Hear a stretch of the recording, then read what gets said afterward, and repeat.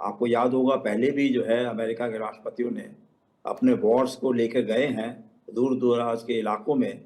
और फिर उसके बाद में आपको याद होगा 1973 में फिर कांग्रेस ने कहा कि नहीं, अगली बार कोई वॉर होगी तो वो कांग्रेस का अप्रूवल लेना आवश्यक होगा। लेकिन अभी जब बात हुई तो उन्होंने बात मान ली कि नहीं, वो उसके प्रेरोगेटिव्स को नहीं रोक सकते हैं सरकार के और राष्ट्रपति के। तो मैं समझता हूँ कि ये बात ध्यान में रखनी चाहिए। और ईरान का और अमेरिका का तो बहुत पुराना 36 का आंकड़ा है, जिसमें एक समय में ईरान ने अमेरिका के डिप्लोमेट्स को भी और उनके एम्बेसी को भी बंद करके रख दिया था। और फिर जब उन्होंने छुटाने की कोशिश करी थी तो उनके हेलीकॉप्टर सारे के सारे वो रेगिस्तान के अंदर ही ध्वस्त हो गए थे। तो एक तरीके से अमेरिका की साख में नीचे गई थी, तो इसलिए वो बहुत ज़रूरी है कि उसको फिर से दोबारा उभारें। दूसरी बात यह है कि अगर हम वाइडर एंगल में देखें तो वेनेजुएला से तेल जो चीन को जाता था वो उन्होंने अब रोक दिया है। अब दूसरा उनको कोशिश कर रहे हैं कि ईरान से भी जो चीन को तेल मिल रहा है सस्ते दामों पर, उसको भी रोक दिया जाए। और अगर अमेरिका के कंट्रोल में आ जाता है तो बहुत ही अच्छी बात है। तो ये बातें जो हैं ये वाइडर कॉन्फ्लिक्ट की भी है कि जो उनका चीन और रूस के साथ में चल रहा है। आपको ध्यान होगा कि जब ये कोल्ड वॉर ख़त्म हुई तो अमेरिका नए एनिमीज़ को, एडवर्सरीज़ को ढूंढ रहा था। और उस समय उनकी किताबों में उनके एक्सपर्ट्स ढूंढ रहे थे कि कहाँ पे उनको नए एनिमीज़ मिलेंगे। ग्रीनलैंड का भी एक इरादा था कि यूरोप के अंदर भी कुछ ऐसे देश हो सकते हैं जिनके ऊपर हमला किया जा सकता है।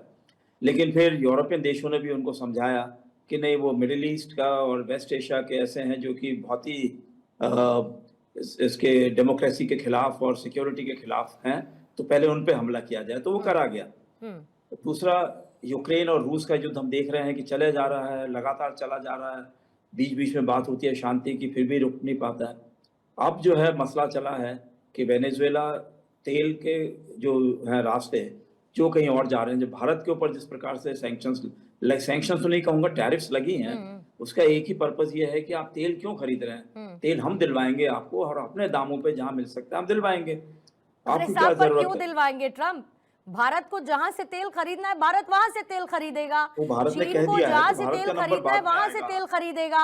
यूएस क्यों बताएगा कि भारत को तेल कहां से खरीदना है, किसके साथ क्या स्ट्रैटेजी रखनी है, किसके साथ क्या रिश्ता रखना है।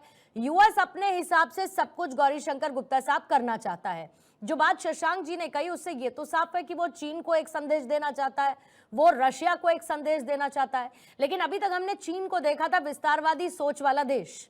ट्रम्प क्या कर रहे हैं? ट्रम्प जब ग्रीनलैंड की बात करते हैं, ट्रम्प जब वेनेजुएला की बात करते हैं, आप तो अपने नेटो को तोड़ रहे हैं। वो नेटो जो हमेशा से इंटैक्ट रहा, आप डेनमार्क घुसते, आप उसमें घुसकर अपने नेटो को ब्रेक डाउन कर रहे हैं। तो आप ट्रम्प तो यही सब कर रहे हैं ना, वो तो अपनों को भी नहीं छोड़ रहे। हाँ पूर्णिमा जी, देखिए आप वो जो मुनरो डॉक्ट्रिन को आजकल डोनरो डॉक्ट्रिन कहा जा रहा है, उन्होंने ऑलरेडी ये डिक्लेयर कर दिया है कि जो लेटिन अमेरिका है वो उनका बैकयार्ड है, उसमें तो कोई और कोई दखल अंदाजी करेगा नहीं। और वहाँ पे जिन जिन इनकन्वीनियंट जो लोग बैठे हुए हैं रेजिम में, उनको वो चेंज करने की धमकी ऑलरेडी दे चुके हैं, चाहे वो क्यूबा हो, चाहे मैक्सिको हो, चाहे कोलंबिया हो, और जरूरत होगी तो वो और धमकी दे देंगे। लेकिन ये जो यहाँ का जो मिडिल ईस्ट का जो केस है वो बड़ा डिफरेंट है। इसका डिफरेंस ये है कि इनके अलाइज हैं अमेरिका के यहाँ पर। सऊदी अरेबिया बहुत बड़ा अलाई है उनका, ओमान बहुत बड़ा अलाई है उनका, कतार बहुत बड़ा अलाई है। तो उनके साथ वो मिलके ये काम करेंगे, क्योंकि अगर वो अलाइज उनका साथ नहीं देंगे तो इजराइल की सिक्योरिटी है उसको बहुत बड़ा खतरा पैदा हो सकता है। तो वो उनकी जो राय होगी ना, जो गल्फ देशों की 5-6 जो देश हैं गल्फ के, जीसीसी जो गल्फ कोऑपरेशन काउंसिल के मेंबर हैं, उनकी राय जब होगी कि अगर आप करिए, तभी वो अमेरिका यूएस प्रेसिडेंट हैं आगे बढ़ेंगे। क्योंकि वो पागल जरूर लगते हैं यूएस प्रेसिडेंट कई लोगों को, लेकिन वो पागल है नहीं, वो काफी स्ट्रेटेजिक थिंकिंग वाले भी हैं। लेकिन उनका जो मूव है वो बड़ा अनप्रिडिक्टेबल है, वो सबको सस्पेंस में रखते हैं। और यही कारण है कि लोग उनको अब पसंद नहीं कर रहे हैं, क्योंकि उनके खुद के अलाइज जो हैं वो भी बड़े सस्पेंस में पड़े हुए हैं उनकी वजह से। लेकिन एक चीज बड़ा क्लियर है, वो अमेरिका को डोमिनेंट पोजीशन में वापस लाना चाहते हैं।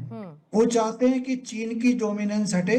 उन्होंने वेनेजुएला से चीन को हटा दिया है, अब ईरान से उन्होंने चीन को उठाने की ठान ली है, वो भी वो कर देंगे। और वो चाहेंगे कि ईरान में भी उनकी जो फेवरेबल उनकी जो गवर्नमेंट है, उनके आदेशों का पालन करने वाली गवर्नमेंट वहां पे बने। और इसी के लिए उन्होंने ये पूरा आर्माडा वहां भेजा है।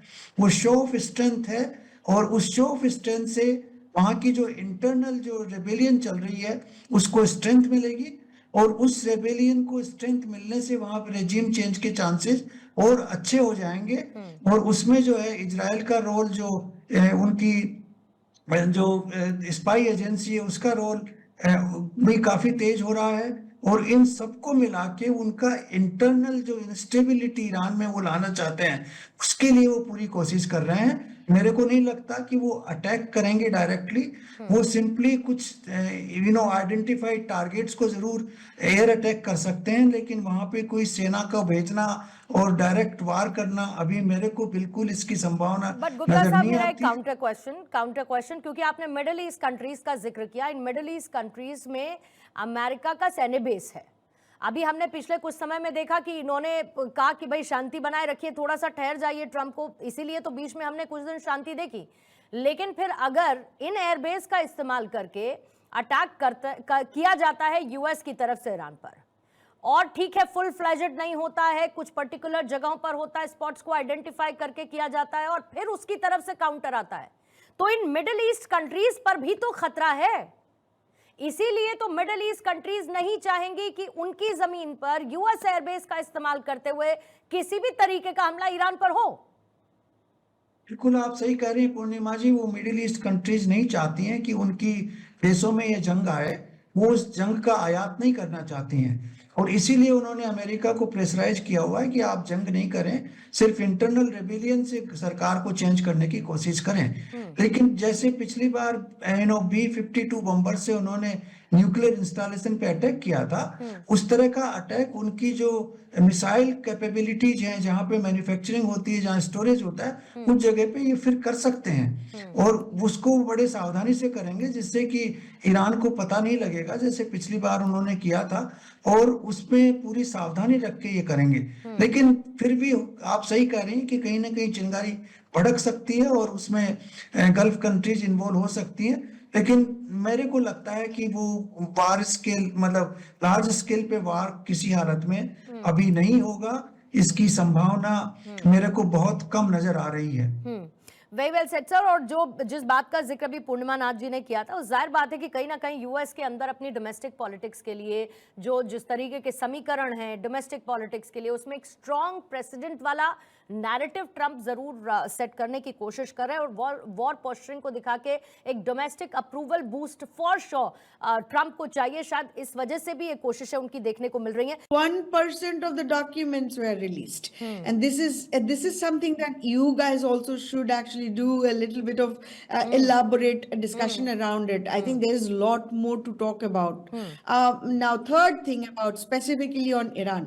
मेरा क्वेश्चन, देखिए कोई भी कंट्री परफेक्ट नहीं होता है, मेरा अपना अभी अमेरिका भी परफेक्ट नहीं है, India is also not a perfect country, but just because you are not doing something right or I am not doing something right as a country, किसी और कंट्री का अथॉरिटी और अधिकार नहीं बनता कि हमारे कंट्री में अटैक करा जाए। कभी ह्यूमन राइट्स के हिसाब से अटैक कर रहे, कभी कम्युनिज्म उनके पॉलिटिक्स के हिसाब से कर रहे, कभी एक्स्ट्रा जुडिशियल किलिंग, कभी रिलीजन, कभी ये कभी वो।